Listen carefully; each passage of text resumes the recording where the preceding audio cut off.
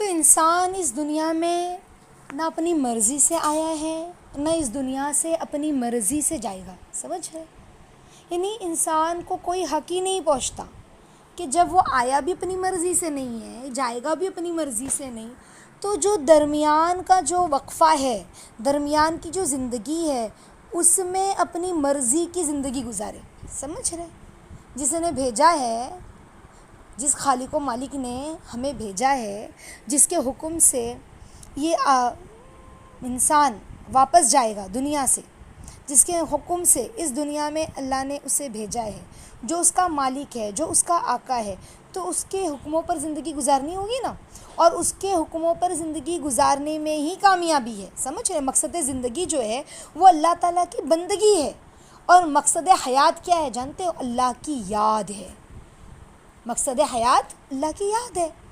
تو اللہ تعالیٰ نے جس طرح مردوں کے لیے اپنے قرب اور معرفتوں کے دروازے کھول دیے ہیں نا, جس طرح اللہ رب العزت نے مردوں کے لیے, جینس کے لیے جو ہے اپنے قرب اور معرفت کے دروازے کھولے ہیں, اسی طرح اللہ رب العزت نے ساتھیوں عورتوں کے لیے بھی اپنے قرب کے دروازے کھولے. تو جو عورت بھی چاہتی ہے نا کہ مجھے اللہ رب العزت کی معرفت نصیب ہو, سمجھ رہے, تو وہ کیا کرے؟ شریعت اور سنت کے طریقوں پر عمل کرے, اللہ رب العزت اس کو معرفت کا نور عطا فرمائیں گے. تو نماز بہت بڑی چیز ہے, سمجھ رہے, اور شریعت میں نماز کا بہت بڑا حکم ہے. تو اللہ رب العزت نے جو دنیا میں ہمیں بھیجا ہے, تو اللہ رب العزت نے کچھ حکم دیے ہیں.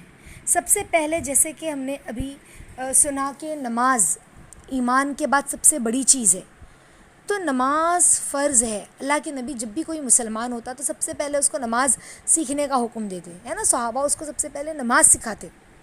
اور آج عورتیں جو ہے وہ چھوٹی چھوٹی باتوں پر فرض نمازوں کو چھوڑ دیتی ہیں, ہے نا.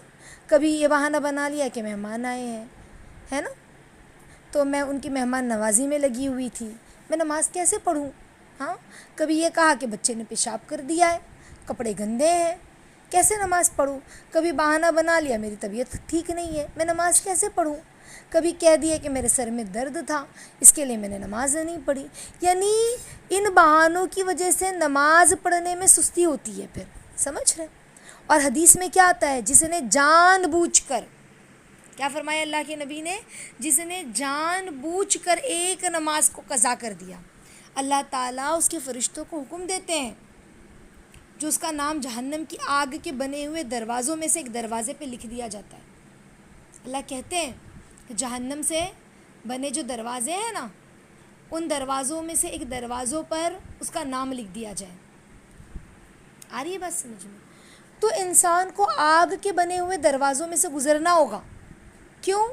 اس قصور کی وجہ سے کہ اس نے جان بوجھ کر نماز قضا کی. اس لیے حدیث پاک میں آتا ہے نا, جس کی ایک نماز قضا ہو گئی تو وہ ایسا ہے جیسا اس کے گھر کو آگ لگ گئی ہو, اس کے بیوی بچے سب اس میں جل کر مر گئے.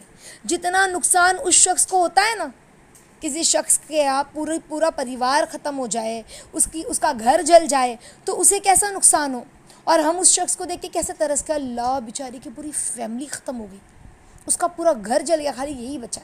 ہمیں بھی کیسی ترس آئے نا, سمجھ رہے ہیں. تو وہ شخص کیسا بے بس مطلب اس شخص کی کیا سچویشن ہوگی, ہاں, کہ سب ختم ہو گیا ہے. ایسا ہی اس شخص کو ہوتا ہے نقصان جس نے جان بوجھ کر نماز چھوڑی. اور حدیث میں یہی آتا ہے نا, کیا کہا؟ کفر ترکس, حدیث میں آتا ہے جس نے جان بوجھ کر نماز کو چھوڑا, گویا وہ کافر ہے, کافر ہو گیا نا. یعنی نماز کا چھوڑنا مطلب کفار والا عمل ہے, غیروں کا عمل ہے, اغیار کا عمل ہے.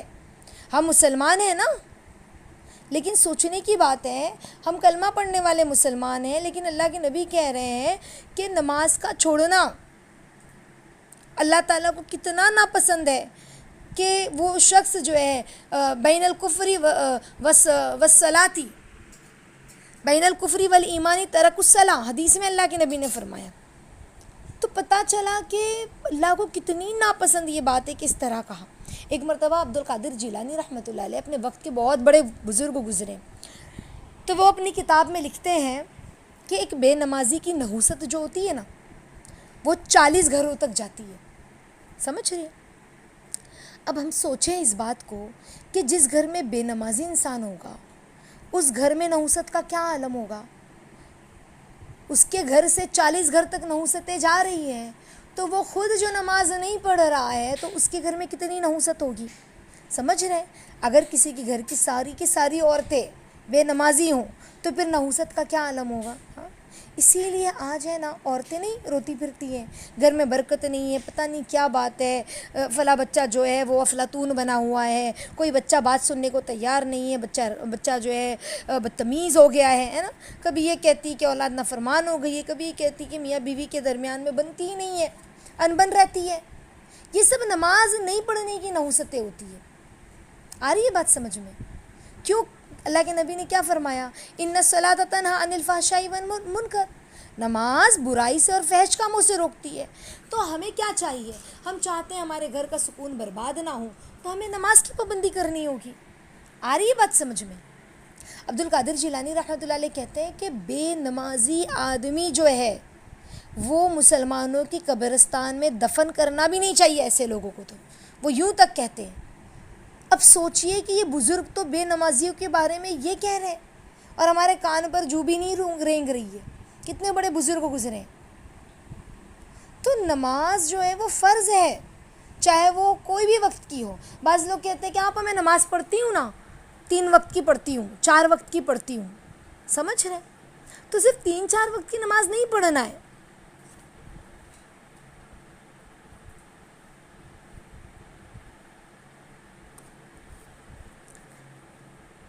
صرف 3-4 وقت کی نماز نہیں پڑھنا ہے بلکہ 5 وقت کی نماز فرض ہے.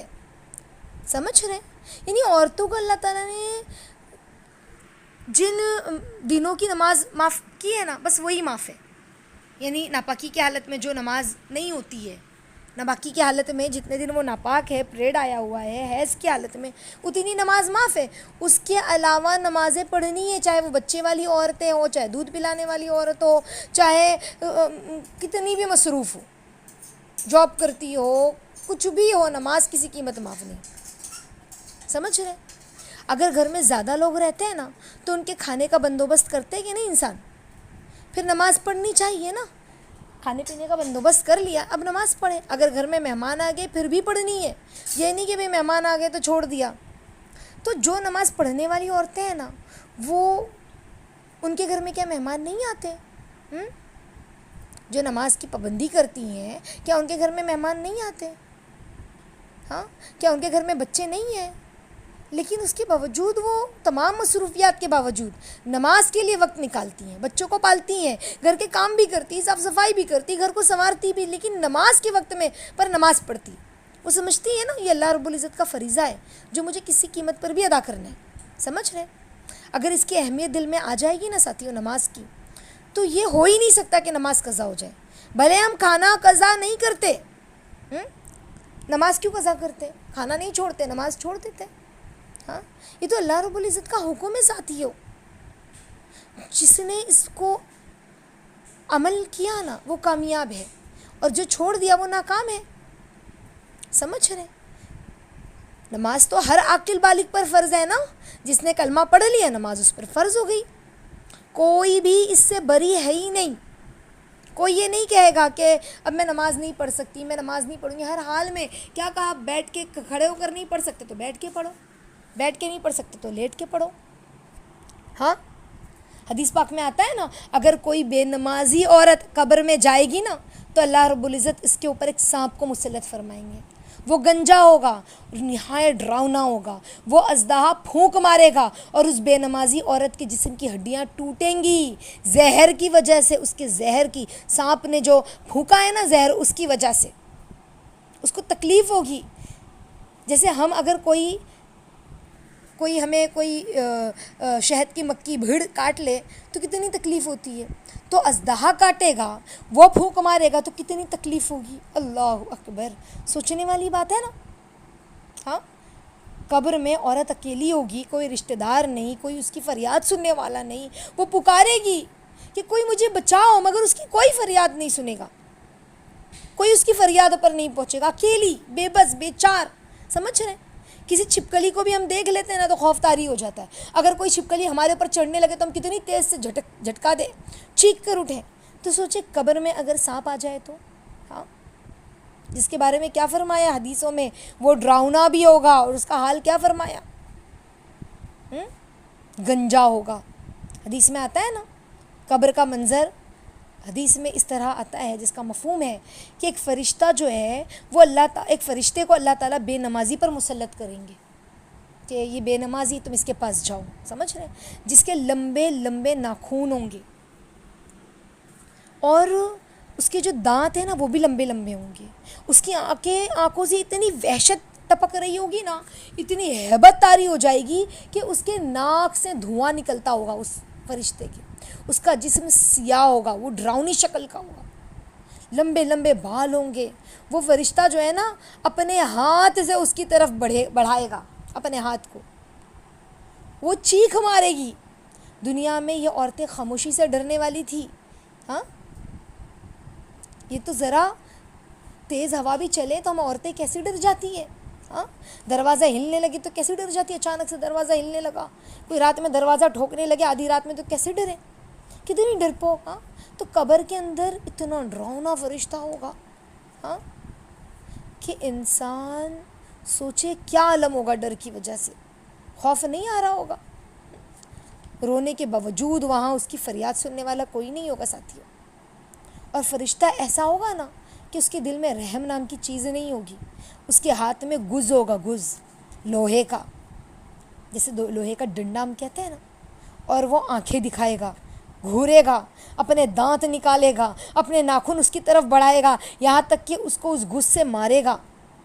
حدیث کے مفہوم میں آتا ہے نا کہ وہ عورت کو جب ایک بار مارے گا نا تو 70 ہاتھ زمین کے اندر دس جائے گی, پھر نکلے گی, پھر مارے گا, اور یہ معاملہ قیامت تک ہوئے گا, ہے نا. روایتوں میں آتا ہے اگر فجر کی نماز قضا کر دی تو وہ فرشتہ فجر سے لے کے ظہر تک اس کو مارے گا, گز مارتا جائے گا. پھر ظہر کی نماز قضا کی تھی تو ظہر سے لے کے عصر تک اس کو مارے گا.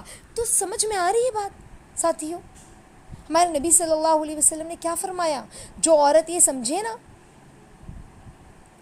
ہاں, کہ معلوم نہیں ہوگا کہ نہیں ہوگا, ہاں, اپنی آنکھوں سے دیکھ لیں گے جب سمجھے گا, تو اس کی بات جھوٹی, لیکن میرے نبی کا فرمان واللہ سچا ہے. سمجھ رہے, اللہ کی قسم میرے نبی نے جو بھی بات کہی وہ سچی ہے, اور ایسا ہی ہوگا. ہمارے نبی صلی اللہ علیہ وسلم کا فرمان سچا ہے, قبر میں ایسا ہی ہوگا ساتھیوں. اور جانتے ہو جو نماز پڑھے گا, نماز میں کتنی خوبیاں ہیں. ایک تو انسان دن میں 5 مرتبہ منہ دھوتا ہے, جس سے چہرے پر کیا ہوتی ہے, خوشگواری آ جاتی ہے, شگفتگی آ جاتی ہے, چہرے پر رونق آ جاتی ہے, انسان کا چہرہ پر نور ہو جاتا ہے. دوسری بات, جب نماز پڑھتا ہے نا تو اس روحانی سکون اسے ملتا ہے. ایک ہوتا ہے نا دل بے چین ہے, سکون نہیں ہے, تو وہ سکون اندر سے ملتا ہے, دل میں تسلی ہوتی ہے. کتنے بھی غم, کتنی بھی پریشانیاں ہو نا, انسان بھول جاتا ہے. نماز میں کتنے ہی فائدے ہیں ساتھیوں. ہاں, حدیث میں آتا ہے نا جس نے نہایت سکون کے ساتھ نماز پڑھی, اللہ رب العزت جنت میں ایک فرشتے کو حکم دیں گے, اور وہ فرشتہ جنت کے ایک دریا کے اندر غوطہ لگا کر باہر نکلتا ہے. اس کے پروں سے جتنے قطرے پانی کے ٹپکتے ہیں نا, اتنی نیکیاں اس کے نام اعمال میں لکھ دی جاتی ہے. آ رہی بات سمجھ میں, سبحان اللہ العظیم. یعنی آپ سوچیں کیا اجر ہے, کتنی خوشی کی بات ہے پابندی کے ساتھ نماز پڑھنا. یعنی جو عورتیں پابندی کے ساتھ نماز پڑھنے والیاں ہوتی ہیں نا, اللہ تعالیٰ ان کے کاموں میں برکت دیتے ہیں. اور جو کوئی اس میں سستی کرنے والا ہوتا ہے نا, تو وہ اس کے دل میں ایک بے چینی ہوتی ہے. تو جو بھی نماز میں سستی کرتا ہے ہم میں سے, انشاءاللہ ہم پوری پکی نیت کریں, پکا عزم کریں کہ انشاءاللہ آئندہ ہم اللہ کے در پر جھکنا شروع کر دیں گے, نماز نہیں چھوڑیں گے چاہے کچھ بھی ہو جائے. سمجھ رہے, جس نے اللہ تعالیٰ کے در پر جھکنا سیکھ لیا نا ساتھیوں, اسے در کے در.